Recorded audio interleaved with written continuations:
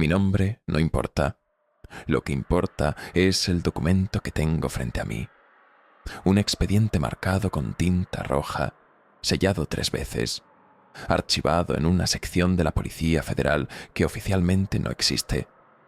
El código del caso es CTC 47/2019. La ubicación: Sierra de Juárez, Estado de Oaxaca, México. La fecha: 14 de octubre de 2019. La clasificación: fenómeno no catalogado, prioridad delta, silencio institucional permanente.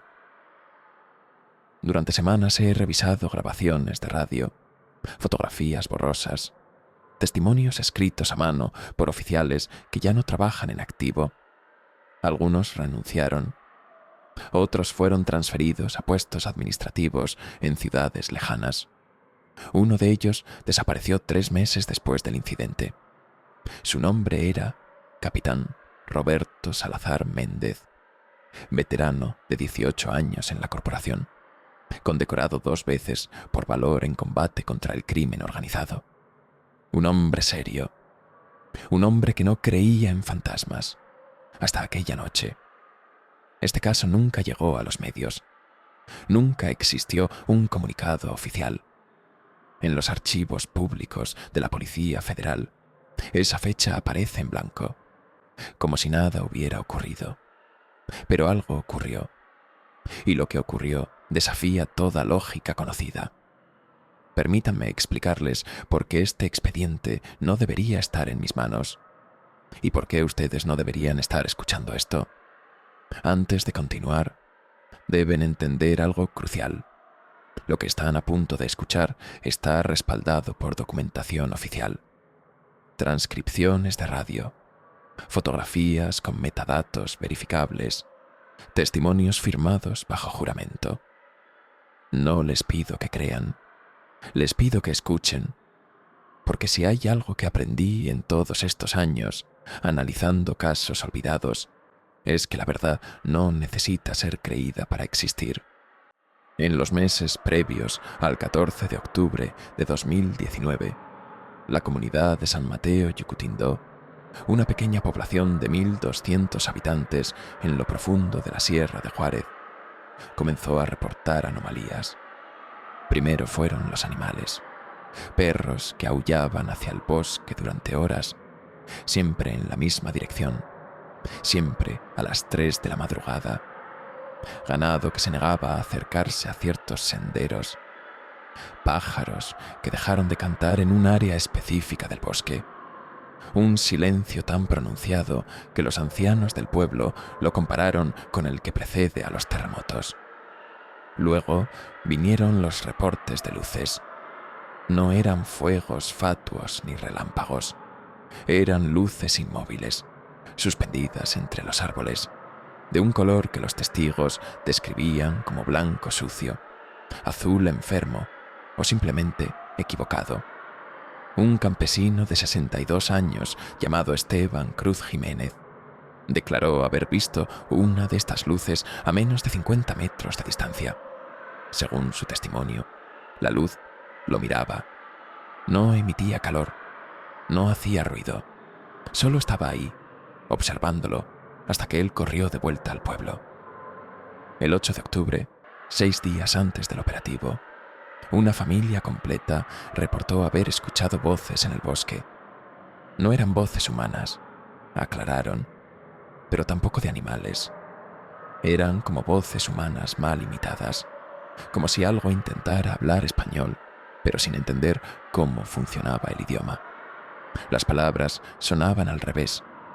Las sílabas estaban en el orden equivocado.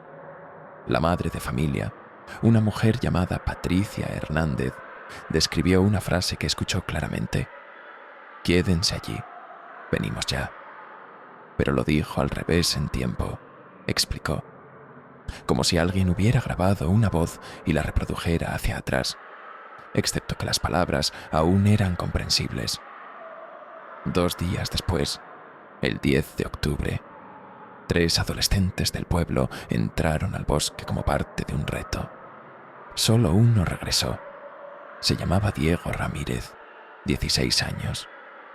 Cuando lo encontraron deambulando por la carretera principal a las 4 de la mañana, estaba descalzo, cubierto de tierra, con las uñas destrozadas como si hubiera estado escarbando. No recordaba nada de las últimas 10 horas. Los otros dos, Mariana Velasco y Julio Ortega, nunca aparecieron. La policía estatal inició una búsqueda rutinaria. Rastrearon la zona con perros, drones y equipos de montaña. Encontraron las mochilas de los adolescentes colgadas de las ramas de un árbol, a 6 metros de altura.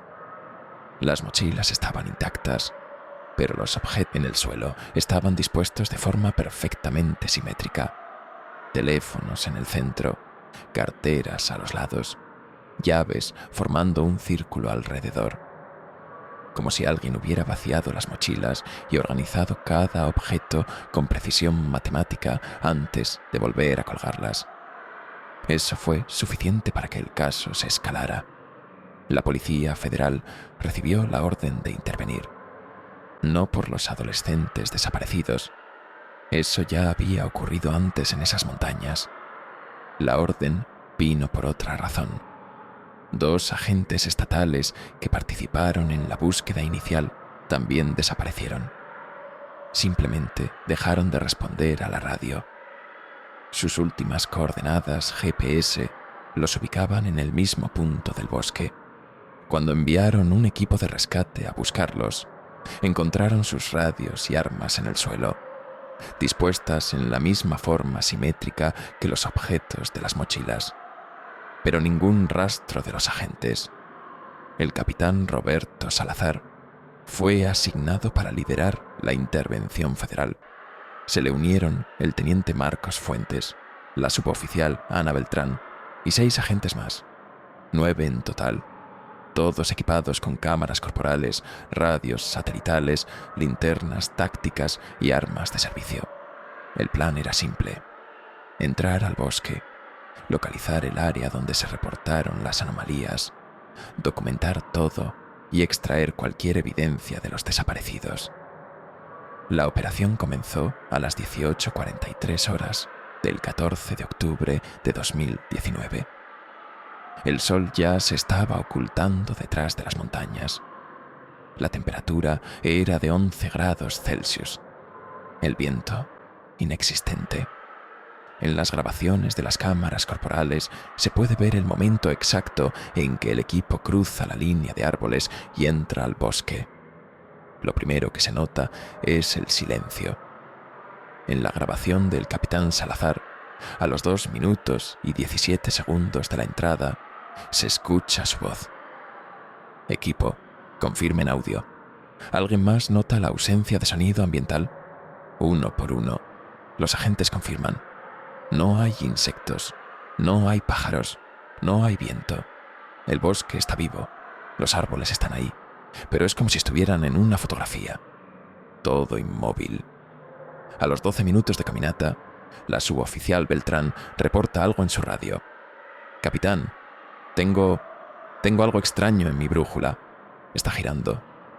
En la grabación de su cámara se ve claramente. La aguja de la brújula no apunta al norte.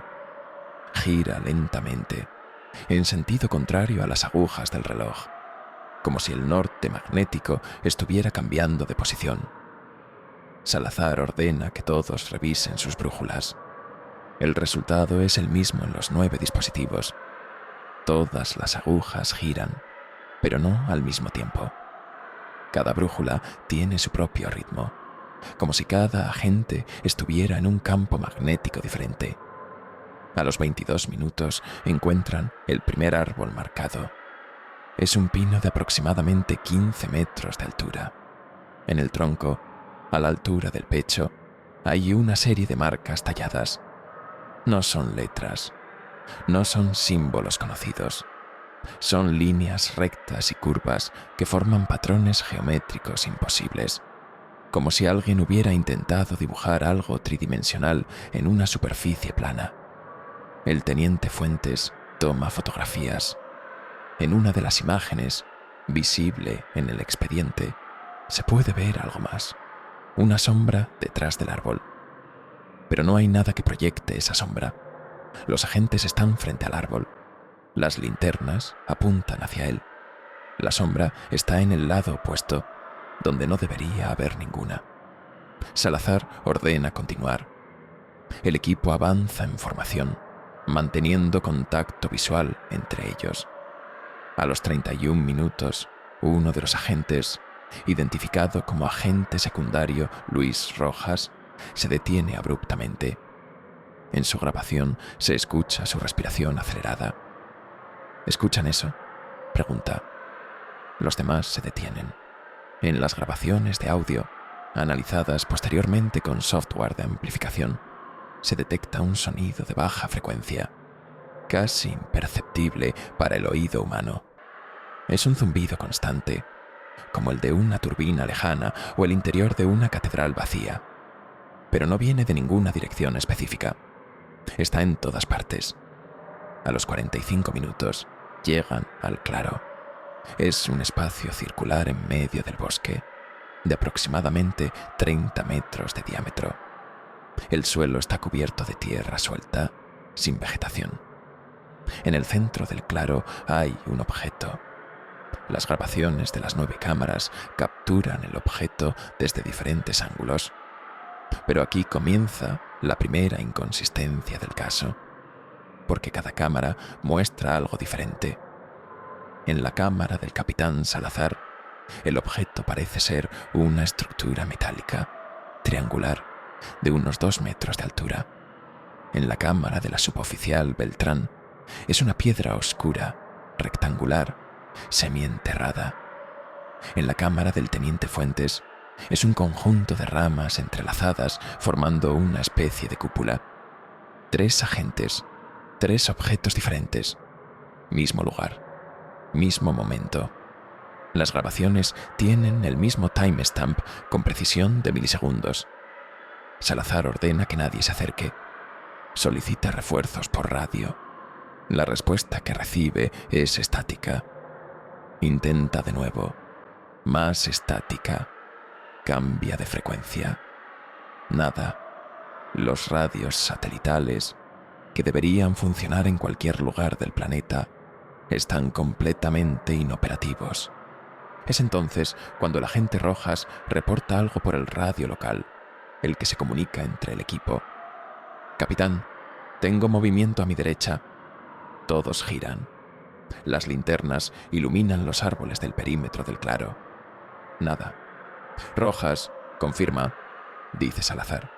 «Vi a alguien entre los árboles, como un agente con uniforme». La voz de Rojas tiembla. «Pero no era ninguno de nosotros». Salazar hace un conteo rápido. 9 agentes, todos presentes, todos en el claro. Nadie falta. «Rojas, mantén la posición», ordena. En la grabación se ve cómo Salazar hace señas al teniente Fuentes. Ambos caminan hacia el borde del claro, hacia donde Rojas señaló el movimiento. Las linternas atraviesan la oscuridad entre los árboles. Y entonces lo ven. Es difícil describirlo porque las grabaciones no lo capturan completamente. Hay frames donde aparece y frames donde no, como si la cámara no pudiera decidir si estaba ahí o no. Lo que se ve es una figura humana. Lleva lo que parece ser un uniforme policial. Está de espaldas. No se mueve. Salazar grita: «¡Identifíquese!». La figura no responde. Fuentes añade: «Dé un paso adelante y muestre las manos». Nada. Salazar avanza 3 pasos. La figura está a unos 10 metros. La luz de la linterna la alcanza completamente. Y en ese momento, en el segundo 43 del minuto 52 de la grabación, la figura se da la vuelta. «No tiene cara». No es que esté usando una máscara. No es que esté en sombras. La grabación lo muestra claramente. Donde debería haber un rostro, hay una superficie plana, del color de la piel, pero sin rasgos, sin ojos, sin nariz, sin boca, como un maniquí sin terminar. Pero la figura respira. Se puede ver el movimiento del pecho subiendo y bajando. Salazar retrocede. Equipo, repliegue al centro del claro. La orden es inmediata. Los 9 agentes corren hacia el centro, formando un círculo defensivo. Armas desenfundadas, linternas apuntando hacia afuera. Y entonces comienzan a ver más figuras. Entre los árboles, docenas de ellas, todas con uniformes policiales, todas sin rostro, todas inmóviles, observando el claro desde la oscuridad. En las grabaciones se cuentan al menos 37 figuras en diferentes posiciones alrededor del perímetro. La suboficial Beltrán grita: «Esos son nuestros uniformes, esas son nuestras placas». Y tiene razón. En un zoom digital realizado posteriormente sobre las grabaciones, se puede ver que las placas de identificación de las figuras tienen números de servicio reales. Números que pertenecen a agentes desaparecidos en esa región durante los últimos 5 años. Salazar intenta mantener la calma. Todos permanezcan en formación. No disparen a menos que yo lo ordene. Pero su voz ya no suena firme. En el fondo de la grabación se escucha a alguien rezando en voz baja. Las figuras comienzan a moverse. No caminan. Se desplazan, como si se deslizaran sobre el suelo sin mover las piernas. Avanzan hacia el claro, lentamente, desde todas las direcciones. El círculo de agentes se cierra más. Algunos apuntan con sus armas, otros con las linternas. Y entonces, algo imposible. Las figuras empiezan a hablar. Pero no hablan con voces. Hablan con las voces de los agentes. En las grabaciones se escucha claramente. Las figuras repiten frases que los agentes dijeron minutos antes. ¿Escuchan eso? Dice una de las figuras con la voz exacta del agente Rojas. «Capitán, tengo movimiento», dice otra con la voz de Rojas nuevamente. Es como si hubieran grabado todo lo que el equipo había dicho y ahora lo reprodujeran, pero desordenado, sin contexto, como un eco distorsionado. «Cállense», grita Fuentes. Las figuras se detienen. El silencio regresa, denso, asfixiante. Durante 32 segundos nadie se mueve. Agentes y figuras se observan mutuamente en la oscuridad del bosque. Luego, una de las figuras da un paso más. Está a menos de 5 metros del círculo. El capitán Salazar levanta su arma. «No avance». La figura se detiene y lentamente, muy lentamente, levanta su mano y señala. Señala al agente Rojas. Rojas grita: «No, aléjense de mí». Intenta retroceder, pero está en el centro del círculo con el resto del equipo. Las otras figuras también levantan sus manos. Todas señalan a Rojas. 37 dedos apuntando a un solo hombre. Y entonces, Rojas desaparece. No es que corrió, no es que cayó. En las grabaciones de las 9 cámaras se ve el mismo fenómeno desde diferentes ángulos. En un frame, Rojas está ahí, gritando, rodeado de sus compañeros. En el siguiente frame, hay un espacio vacío donde él estaba, como si alguien hubiera borrado su presencia de la realidad. Su radio cae al suelo. Su arma cae al suelo. Su casco rueda unos metros. Pero él ya no está. El equipo entra en pánico. Los agentes comienzan a disparar. Las balas atraviesan las figuras sin efecto alguno. No hay sangre. No hay impacto. Las balas simplemente pasan a través de ellas como si fueran hologramas. Pero las figuras son sólidas porque sus pisadas dejan marcas en la tierra. «¡Corran!», grita Salazar.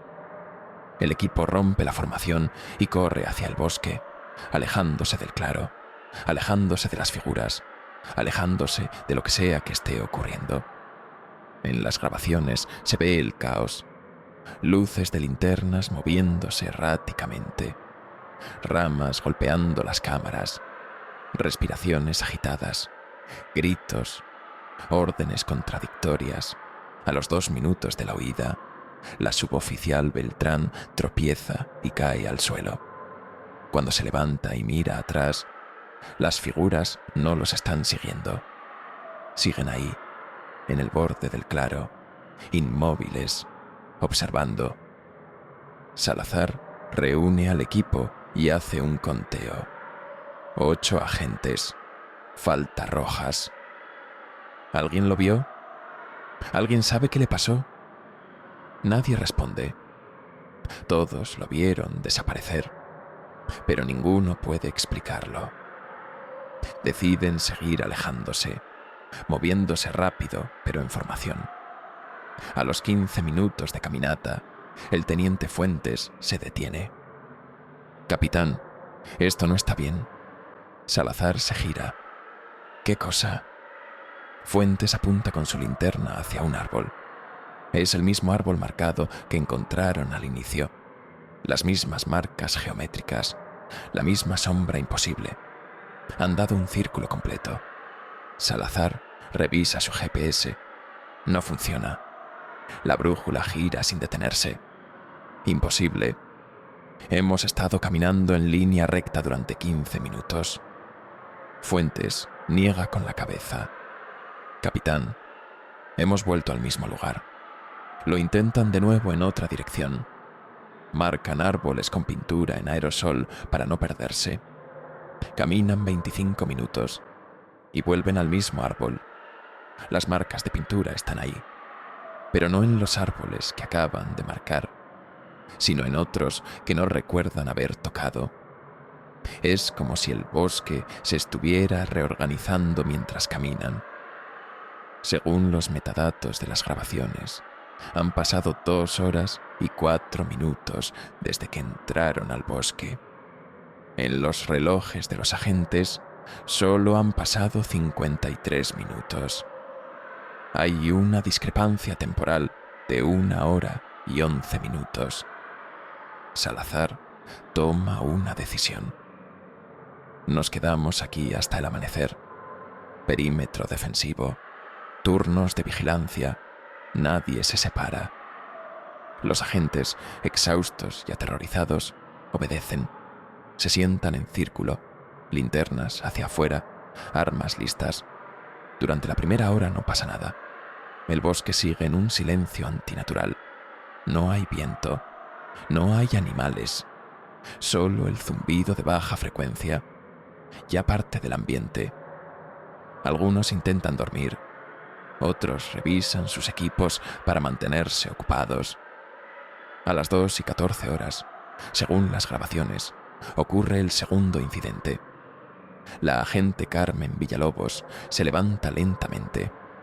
Nadie lo nota al principio, porque todos miran hacia afuera del círculo.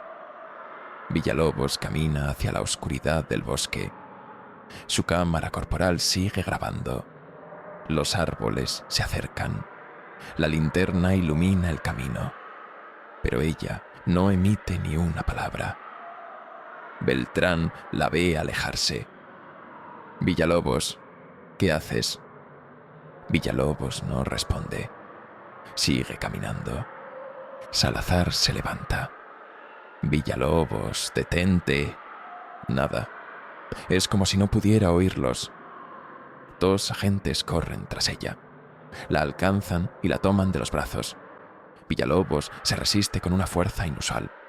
Grita, pero no son palabras. Son sonidos guturales, animales. En su grabación, en un reflejo en el equipo, se ve algo inquietante. Sus ojos están completamente en blanco. Solo esclerótica, sin iris, sin pupila. La arrastran de vuelta al círculo y la sujetan al suelo. Ella continúa convulsionando y emitiendo esos sonidos inhumanos. De repente, todo se detiene. Sus ojos vuelven a la normalidad. Mira a sus compañeros, confundida. ¿Qué pasó? No recuerda nada de los últimos 5 minutos. El equipo decide que nadie duerme. Todos permanecen despiertos. Todos se vigilan mutuamente. Si alguien empieza a actuar raro, los demás intervendrán de inmediato. A las 3:47 horas, escuchan las voces de nuevo. Vienen del bosque, rodeándolos. Pero esta vez no son las voces de los agentes, son las voces de los adolescentes desaparecidos. ¡Ayuda!, grita una voz que suena como la de Mariana Velasco. ¡Estamos aquí! ¡No nos encuentran! Otra, que podría ser Julio Ortega, suplica entre sollozos. Los agentes se levantan, apuntando sus linternas hacia el origen de los sonidos. No ven nada. Es una trampa, dice Fuentes. No respondan. No es real. Pero las voces continúan. Lloran, suplican, se quejan del frío. Una de las agentes, Laura Espinoza, rompe a llorar. Son niños. Son solo niños. Salazar la agarra del hombro. No son niños, Espinoza. No sabemos qué son, pero no son los adolescentes. Las voces se detienen de golpe. El silencio vuelve. Y entonces escuchan algo peor. Su propia conversación. Las mismas frases, las mismas voces, pero repetidas en orden inverso. Como una cinta rebobinada, pero inteligible. Palabras encajando al revés en el tiempo. Es la voz de Salazar, de Fuentes, de todos ellos, de vuelta desde algún punto imposible. Uno de los agentes vomita. Otro empieza a rezar en voz alta. La cohesión del equipo se resquebraja. Salazar lucha por mantener el control. Resistan. Solo tenemos que resistir hasta el amanecer. Pero el amanecer no llega. A las 5:30, el cielo debería empezar a aclararse. Sigue completamente oscuro. A las 6, nada. A las 7, ninguna variación. Es como si el sol hubiera dejado de existir, o como si ellos estuvieran en un lugar donde el sol no tiene efecto. Salazar revisa su reloj. Marca las 7:34. Revisa los de los demás. Uno dice 4:15, otro 9:22, otro 23:47. El tiempo se ha roto. A las 8 horas, según la cámara de Salazar, el teniente Fuentes dice algo que hiela a todos. Capitán, somos 7. Salazar cuenta. 1, 2, 3, 4, 5, 6, 7. 7 agentes. Pero entraron 9. Ya perdieron a Rojas. Deberían ser 8. ¿Quién más falta? Hacen un conteo por nombres. Salazar, Fuentes, Beltrán, Villalobos, Espinoza, Ricardo Mora y David Castellanos. 7. No hay hueco en la lista. No hay nombre que falte. No hay sensación de pérdida. Es como si el agente que falta nunca hubiera existido. Revisan las grabaciones. Al inicio de la operación, se ven claramente 9 figuras avanzando en formación. Pero cuando intentan fijarse en la 9ª, la imagen está borrosa justo en ese punto, como si alguien hubiera aplicado un desenfoque solo sobre esa persona. En el audio hay silencios donde una voz debería estar hablando. No hay estática, no hay ruido de fondo, solo huecos perfectos, como si alguien hubiera editado a esa persona de la realidad. En ese momento, el agente Mora empieza a reír. Es una risa tranquila, casi infantil. «Mora, ¿estás bien?», pregunta Salazar. Mora sigue mirando hacia el bosque. «Nos están borrando», dice entre risas. «Uno por uno. Nos están borrando de la existencia». Salazar lo abofetea. «Contrólate». Mora lo mira con lágrimas en los ojos. «Capitán, ellos están aquí. Siempre han estado aquí. Nosotros somos los que no deberíamos estar». Antes de que alguien pueda detenerlo, Mora se levanta y corre hacia el bosque. Los demás gritan su nombre y tratan de seguirlo, pero desaparece entre los árboles como si el bosque se lo tragara. Solo escuchan su voz unos segundos. Lo entiendo ahora. Es tan simple. Y luego, nada. Son 6. El equipo entra en un estado de shock. Ya casi no hablan. Solo se miran, comprobando una y otra vez que los otros siguen ahí. Beltrán propone atarse con cuerdas para que nadie más pueda alejarse sin que los demás lo noten. Lo hacen. 6 agentes unidos por cuerdas, en medio de un bosque donde el tiempo no funciona y el amanecer no llega. Y entonces, por fin, amanece. No de forma gradual, como debería. La luz aparece de golpe, como si alguien hubiera encendido un interruptor. De la oscuridad absoluta pasan, en un instante, a la luz plena del día. Los agentes se tapan los ojos, cegados por el cambio. Cuando pueden ver de nuevo, se dan cuenta de que están en el borde del bosque, a menos de 20 metros de sus vehículos. Detrás de ellos, todo parece normal. Árboles comunes, pájaros cantando, un viento suave moviendo las ramas, como si nada hubiera pasado. Corren hacia los vehículos. Salazar prueba el radio. Funciona. Base, aquí equipo Delta. Solicito extracción inmediata. La respuesta llega clara. Equipo Delta, confirme posición. Los perdimos en radio durante 30 minutos. 30 minutos. Según la base, solo estuvieron fuera de contacto media hora. Las cámaras del equipo, en cambio, registran más de 10 horas dentro del bosque. Suben a los vehículos. Salazar cuenta otra vez. 6 agentes. Cuando reporta, dice: Base, somos 5. Tenemos 2 bajas. Agente Rojas y... Se queda en blanco. No puede recordar el otro nombre. Revisa la lista impresa. Equipo de 9 agentes. Solo puede nombrar 7. Y solo hay 6 sentados frente a él. El caso se cierra oficialmente como incidente resuelto, sin anomalías confirmadas. Los adolescentes desaparecidos se declaran víctimas de un accidente en zona montañosa. Los agentes que se perdieron son catalogados como desertores. Se ordena entregar todas las grabaciones y dispersar a los supervivientes en distintas dependencias del país. Sobre el papel, todo termina ahí. Pero las grabaciones no se destruyen. Alguien decide guardarlas en un servidor que oficialmente no existe, con un código al que solo 3 personas tienen acceso. A partir de ahí, el patrón se repite en otros lugares. Zonas boscosas en Oaxaca, la Sierra de Juárez, otros países, otros equipos, otros expedientes clasificados. Siempre las mismas constantes.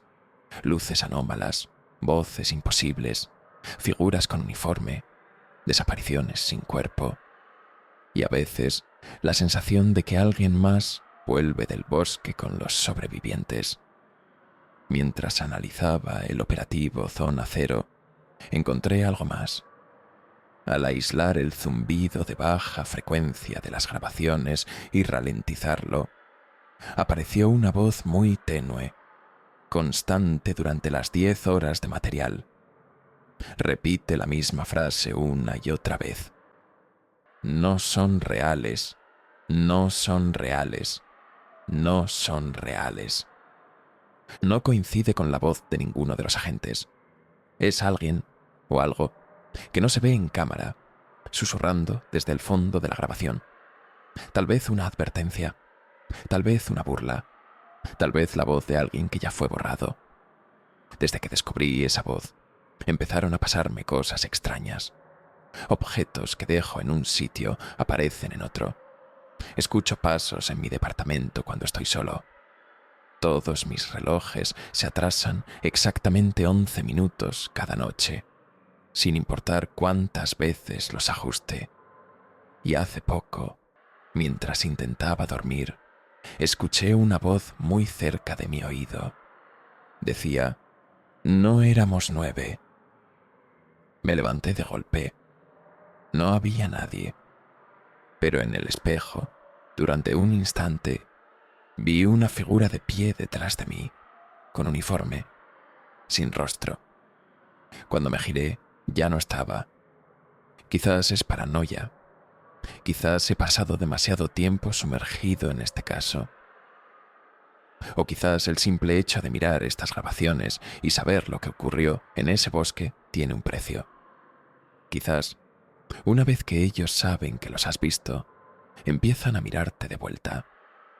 Miro las fotografías de los 9 agentes del reporte inicial. 9 rostros, 9 nombres, pero cuando intento recitarlos de memoria, siempre me falta uno. A veces, 2. Nunca llego a 9. Es como si el bosque no solo se hubiera llevado cuerpos, sino también la capacidad de recordarlos, de admitir que alguna vez existieron. Y eso es lo más aterrador de todo. Porque si algo puede borrar a una persona y al mismo tiempo borrar la memoria de esa persona, ¿qué más puede hacer? ¿Cuántas otras cosas han sido borradas sin que lo sepamos jamás?